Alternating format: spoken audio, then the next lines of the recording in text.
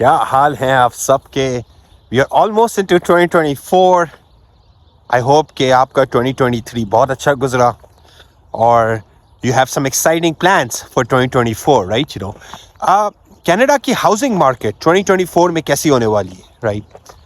और कहाँ जा रही है, घरों की प्राइसेस कहाँ जा रही है, किन शहरों में आप इन्वेस्ट करें, कौन से शहर इमिग्रेंट्स के लिए अच्छे हैं इन्वेस्ट करने के लिए, और बाकी भी ओवरऑल प्राइसेस कैसी रहेंगी, इन्वेस्टमेंट्स के लिए कैसा है, कमर्शियल अच्छा है, रेजिडेंशियल अच्छा है, इंडस्ट्रियल अच्छा है, एग्रीकल्चर अच्छा है, छोटे शहर में इन्वेस्ट करो, बड़े शहर में इन्वेस्ट करो। तो हम आज की वीडियो में will try to cover a lot of these things, okay? तो भाई देखिए, पहली बात तो हम थोड़ा सा एस्टैब्लिश करते हैं कैनेडियन हाउसिंग मार्केट आज खड़ी कहाँ पे हुई है, ओके? मार्केट जो है वो थोड़ी सी थमी हुई है, थोड़ा सा एक लास्ट ईयर जो प्राइसेस यूं बढ़ रहे थे अब थोड़ा सा थम गए। क्यों थम गए? क्योंकि जो इंटरेस्ट रेट है जिस पे लोग बोरो करते हैं, क्योंकि कनाडा में बहुत कम ऐसा होता है कि लोग 100% कैश पे गढ़ लेते हैं, 100% कैश पे अपना कमर्शियल ज़मीन लेते हैं। ऐसा प्रॉब्ली भी लेस देन 5% होता है, right? So because interest rates are high तो मार्केट थोड़ी सी थमी हुई है। भाई आप सिंपल मैथ कर लेना, जब इंटरेस्ट रेट 2% कम था तो $1 मिलियन की प्रॉपर्टी पे आपको कितने बचते थे? आज 2% ज़्यादा है तो $1 मिलियन की प्रॉपर्टी पे आपको कितने पेमेंट भरनी पड़ती है? बहुत हाई हो गया है, राइट? सो ओवरऑल मार्केट थोड़ी सी थमी हुई है, विच इज़ गुड, बिकॉज हो ये रहा था कि मार्केट जो है ना बहुत तेज़ी से बढ़ रही थी और बहुत सारे नए इमिग्रेंट्स, बहुत सारे लोग अफोर्ड ही नहीं कर पा रहे थे, लाइक घर कनाडा के अंदर, राइट?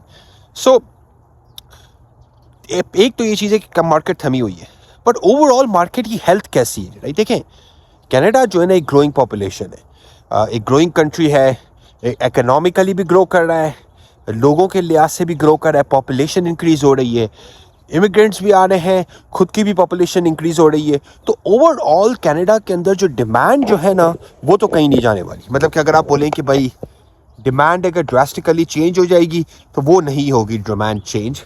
रीज़न बीइंग कि कंसिस्टेंट अपस्विंग हम देख रहे हैं, राइट? सो आपको ऐसा नहीं होगा कि कनाडा की डिमांड अचानक से नीचे चली जाएगी, ऐसा नहीं होगा। डिमांड बढ़ती रहेगी, घरों की वैल्यू बढ़ती रहेंगी। अब सिर्फ ये है कि भाई कहाँ पे ज़्यादा बनेंगी, नंबर वन थिंग, और कहाँ पे अगर आप इन्वेस्टमेंट करते हैं तो कहाँ पे वैल्यू ज़्यादा गेन होगी उस प्रॉपर्टी की, राइट? तो ओवरऑल इकोनॉमी अच्छी है, number one thing. Number two thing, और हाउसिंग मार्केट भी अच्छी है। नंबर टू थिंग, थोड़ी सी ठहरी हुई है, अभी स्टेबल है prices, right? Okay. In fact Toronto, Vancouver में तो और भी प्राइसेस गिरे हैं क्योंकि इतने बढ़ गए थे, तो थोड़ा सा करेक्ट कर रहे हैं अपने आप को। लेट्स से कि जो घर $1 मिलियन का था 2021 में, वो हो गया 1.2 का 2022 में, अब वो वापस से 1 मिलियन का हो गया है 2023 के अंदर। तो कुछ मार्केट्स नीचे आई हैं, टोरंटो, वैंकूवर जैसी मार्केट्स। ओके, अब देखें, ओवरऑल तो रियल स्टेट बढ़ेगी, राइट? ओके, मार्केट थोड़ी सी स्लो रहेगी क्योंकि इंटरेस्ट रेट्स हाई हैं, थोड़ा बहुत रिसेशन के बेसिकली चांसेस हैं, राइट? तो जनरली बिकॉज इकोनॉमी थोड़ी सी ठंडी है, इंटरेस्ट रेट्स हाई हैं, तो मार्केट थोड़ी सी कंसिस्टेंट रहेगी, which is good, because by करने के लिए ये अच्छा टाइम है ना भाई। जब मार्केट रुकी हुई हो तभी आप बाय करें ना। आप जब बाय करते हैं, जब मार्केट में तेज़ी होती है तो क्या होता है, you and up paying more, right? अभी क्या है, मार्केट स्टेबल है तो अपॉर्चुनिटीज़ अच्छी हैं। In fact over the next 3 to 4 months market की अपॉर्चुनिटीज अच्छी होंगी। उसके बाद कैनेडियन गवर्नमेंट का जो है ना वो है ये है कि हम इंटरेस्ट रेट को गिराना शुरू करेंगे। जैसे इंटरेस्ट रेट गिरेंगे आप देखेंगे कि मार्केट वापस से उठना शुरू हो जाएगी, राइट? ओके, मतलब घर वापस से और भी एक्सपेंसिव होना शुरू हो जाएंगे। तो किन शहरों के अंदर आप बेसिकली लाइक इन्वेस्ट करें? देखिए, अगर आपके पास over $1 million to $1.5 million cash है, ओके, तो आप वैंकूवर, टोरंटो, कैलगरी के अंदर और ओटावा के अंदर डिस्ट्रेस प्रॉपर्टीज़ को देखें, जो बैंक करप्ट प्रॉपर्टीज़ हैं, राइट? यहाँ बैंक करप्ट प्रॉपर्टीज़ को आप देखें या आप कमर्शियल प्रॉपर्टीज़ को देखें। अगर आपके पास $1 million to $1.5 million कैश है, ओके, अब लेट्स से कि अगर आपके पास ये पैसे नहीं है, आपके पास है $2 lakh, $4 lakh, $1 lakh, right, $3 lakh, if you have anything less than $1 million, right, तो पहली बात तो मैं आपको बोलूँ कि आप जो है ना टोरंटो और वैंकूवर को कम्प्लीटली अवॉइड करें, राइट। नहीं चाहिए, फ़ायदा नहीं है, आप ओवर स्ट्रेच हो जाएंगे, राइट, बिल्स पे नहीं कर सकेंगे, फिर वही परेशानी होगी। और इसी तरीके की वजह से कुछ लोग बैंकरप्सी फाइल करें क्योंकि वो नहीं पे कर सकते मॉर्गेज, घर के बिल्स, सारी चीज़ें। क्योंकि इनकम इतनी है, कमिटमेंट इतना कर लिया फाइनेंशियल। तो ऐसा नहीं हो सकता ना, जब आपकी इनकम इतनी हो ना तो फाइनेंशियल कमिटमेंट ना करो। वो बोलते हैं ना चादर, वो पैर उतने फैलाओ जितनी आपकी चादर हो। तो that's a classic example here कि भाई डोंट गो ओवरबोर्ड।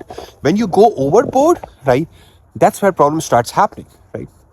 तो अगर $1.5 million है तो मैं जाऊँ टोरंटो, वैंकूवर, और मैं डायरेक्ट प्रॉपर्टीज बाई नहीं करूँ, मैं उन प्रॉपर्टीज को देखूँ जो डिस्ट्रेस प्रॉपर्टीज है, जो बैंक करप्ट प्रॉपर्टीज है, जो मार्केट से 10, 15, 20% नीचे बिक रही है, राइट। अच्छा, अगर आपके पास $1 million नहीं है, कैश नहीं है, तो फिर आप जाएंगे Edmonton, Saskatoon, Winnipeg, Regina, right, Calgary हो गया, to a certain extent Quebec city हो गया, राइट। ये हैं सारे मिड टीयर शहर जो 5 लाख से 1.5 मिलियन लोगों की आबादी वाले हैं।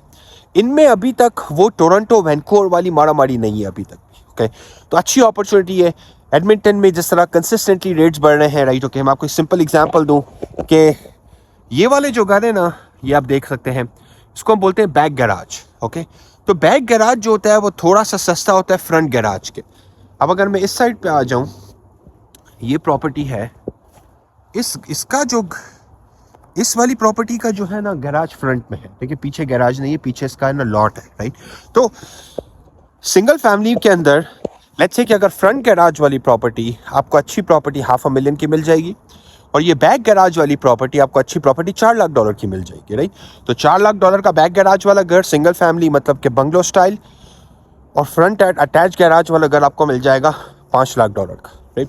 कैलगरी में यही आप प्राइसेस बढ़ा दें 10-15% अराउंड, अच्छे एरियाज की 20% आप बढ़ा दें, राइट।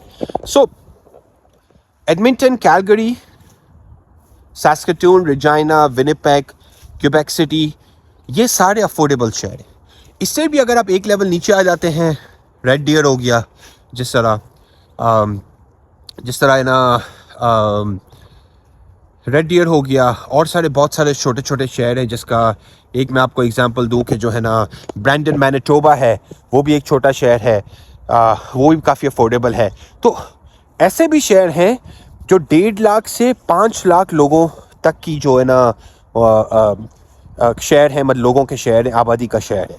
तो वो भी अच्छे शहर हैं, वो भी अंडर अप्रिशिएटेड है, राइट, उसमें भी आप बेसिकली जाके रह सकते हैं, अफोर्डेबिलिटी बहुत अच्छी है, राइट। अब देखिए बहुत सारे लोग मुझे ये पूछते हैं कि यार अली भाई, कमर्शियल लें या हम रेजिडेंशियल लें, या हम इंडस्ट्रियल लें, या हम एग्रीकल्चर लें, ओके। देखिए सबसे इजी जो रेगुलर बंदा होता है, जिसको ज़्यादा एक्सपीरियंस नहीं होता ना, तो वो हमेशा रेजिडेंशियल लेता है। क्यों? क्योंकि ईजी टू मेंटेन होता है, ईजी टू मैनेज होता है, राइट। अगर आपका एक्सटेंसिव रियल एस्टेट का एक्सपीरियंस नहीं है तो आप कोशिश करके रेजिडेंशियल लें, ओके। बट अगर लेट्स से कि आपका एक्सपीरियंस है एग्रीकल्चर का, राइट, लेट्स से कि अगर आपकी फैमिली जो है वो एग्रीकल्चर में, मतलब कि जो है ना आप लोग फार्मर्स हैं, या आप है ना ग्रो करते हैं एग्रीकल्चर में कोई चीज़, तो आप वो भी कर सकते हैं, आप एग्रीकल्चर में जाइए, राइट। क्योंकि अगर आप उस चीज़ को समझते हैं ना, तो बहुत अच्छी अपॉर्चुनिटीज़ है एग्रीकल्चर के अंदर। मैंने 1-2 दिन पहले ही एक वीडियो बनाई थी एग्रीकल्चर के बारे में, उसको आप जाके चेकआउट कर सकते हैं, राइट। अब इंडस्ट्रियल क्या होता है? इंडस्ट्रियल में जहाँ पे फैक्ट्रीज होती है, गवर्नमेंट सर्टेन एरियाज एलोकेट करती है जहाँ पे सिर्फ फैक्ट्रीज होती हैं, राइट, ओके। इसको हम बोलते हैं इंडस्ट्रियल लैंड। और कमर्शियल वो होता है जिस तरह आपके दुकानें हो गई, कमर्शियल लैंड हो गई, जहाँ पे बेसिकली रिटेल होता है, राइट, ओके। अब रिटेल जनरली कोविड के बाद जो है ना वो बूम कर रहा है, ओके। ऑफिस स्पेस हालांकि सरप्राइजिंगली की मार्केट काफ़ी डाउन गई है। अगर आप लेट्स से कि आपने कोई ऑफिस स्पेस लिया हो तो उसकी मार्केट कम गई है, पर दुकान और रिटेल की प्राइस ऊपर गई है कोविड के बाद। इंडस्ट्रियल और एग्रीकल्चर की prices almost they have remade like similar, 3 से 5-4% का सिर्फ फ़र्क आया है उसके अंदर। एक क्रेजी गेन नहीं हुआ है, जो रेगुलर गेन होता है इन्फ्लेशन के साथ सिर्फ वो ही हुआ है, राइट। सो अगर आप इन प्रॉपर्टीज़ को समझते हैं, इंडस्ट्रियल को, एग्रीकल्चर को और कमर्शियल को समझते हैं, तो उसमें आप हाथ डालें। अगर आप इन प्रॉपर्टीज़ को नहीं समझते तो आपको चैलेंज होगा। इससे बेहतर है कि आप रेजिडेंशियल प्रॉपर्टीज़ में हाथ डालें, राइट।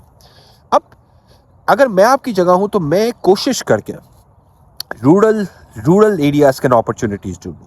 क्यों? क्योंकि देखो, अगर आप $1 मिलियन टोरंटो में लगाते हो, वही $1 मिलियन आप रूरल कनाडा के अंदर लगाते हो ना, पहली बात आपको 4 गुना ज़्यादा ज़मीन मिलेगी और लैंड मिलेगी और प्रॉपर्टी मिलेगी।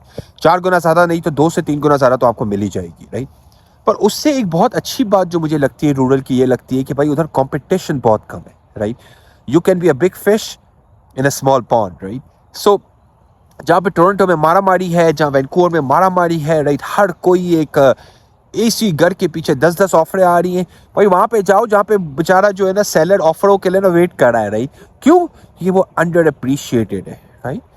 और आप अगर ओवर अप्रिशिएटेड मार्केट में पैसा पार्क करते हो तो होता ये है कि आप रिस्क ज़्यादा लेते हो, राइट, उसके लिए। तो ओवरऑल कैनेडियन इकोनॉमी और रियल एस्टेट मार्केट ग्रो कर रही है, थोड़ी सी ठहरी हुई है पर ओवरऑल ग्रो कर रही है, ओके। अच्छा टाइम है पैसे पार्क करने का। Over the next 3 to 4 months एक अच्छा टाइम है, जिसके बाद जब इंटरेस्ट रेट कम होना शुरू होंगे तो आप देखेंगे कि मार्केट वापस से उठेगी, और मार्केट जब उठेगी तो प्राइसेस अक्रॉस द बोर्ड बढ़ेंगे, राइट। और अब कनाडा में ये नहीं रहा है कि हर शहर में प्राइसेस बढ़ रहे हैं, हर शहर में। क्यों? क्योंकि भाई इमिग्रेशन एक हॉट एरिया है, पूरी दुनिया से लोग कनाडा में आके सेटल होना चाहते हैं उसकी क्वालिटी ऑफ लाइफ की वजह से, और इस वजह से आप देखेंगे कि डिमांड जो है काफ़ी हाई है। जब डिमांड हाई होती है और सप्लाई कम होती है तो आपको पता है क्या होता है कि प्राइसेस ज़्यादा होती है, राइट, तो इन्वेस्टर्स के लिए एक अच्छी अपॉर्चुनिटी है। कुछ एरियाज़ में आपको बताऊं, जिस तरह कोशिश करके हॉस्पिटल और स्कूल्स के करीब लोग हैं, वहाँ पे आपको रेंट ज़्यादा मिलेगा। स्कूल्स के अराउंड आप लेके आप इंडिविजुअल कमरे जो है ना आप ना रेंट कर सकते हैं। आप जो है ना मॉल के करीब ले सकते हैं, आप बस स्टेशन या LRT स्टेशन के करीब ले सकते हैं, वहाँ पे रेंट आपको अच्छा मिल सकता है, राइट। तो कुछ चीज़ें होती है, जब आप किसी प्रोफेशनल के साथ काम करेंगे तो आपको बताएगा कि भाई देखो इस एरिया में रेंट भी इजीली मिल जाएगा आपको, बनस्बत दूसरे एरिया में जाओगे तो रेंट थोड़ा सा हार्ड होगा। तो वो सारी चीज़ों को कंसिडर करके आप इन्हें इन्वेस्ट करें, राइट। मैं एक सिंपल रूल ऑफ थंब बोलता हूँ, हर 2 से 3 साल में एक आप प्रॉपर्टी बनाओ। जब by the time you get retired you have like anywhere from 5 to 10 properties easily, right. एक इजीली हर बंदा एक एवरेज इनकम के साथ भी कनाडा में जो है ना प्रॉपर्टीज बना सकता है, अपनी वेल्थ बना सकता है, अपनी इनकम जनरेट कर सकता है। बस थोड़ा सा हार्डवर्क करना पड़ता है, थोड़ा सा आपको जो लगना पड़ता है इसके पीछे, राइट, और हर 2-3 साल में आप एक घर या एक प्रॉपर्टी खरीद कर सकते हो, रिलेटिवली ईजी, राइट। अगर आपको कैनेडियन रियल एस्टेट मार्केट के बारे में कोई भी क्वेश्चंस हैं तो आप हमें कमेंट्स में जाके पूछ सकते हैं। आप हमारी वेबसाइट पे जाके अपॉइंटमेंट बुक कर सकते हैं, LAWTIQ LAWTIQ LAWTIQ.com के ऊपर। Thank you so much, bye bye.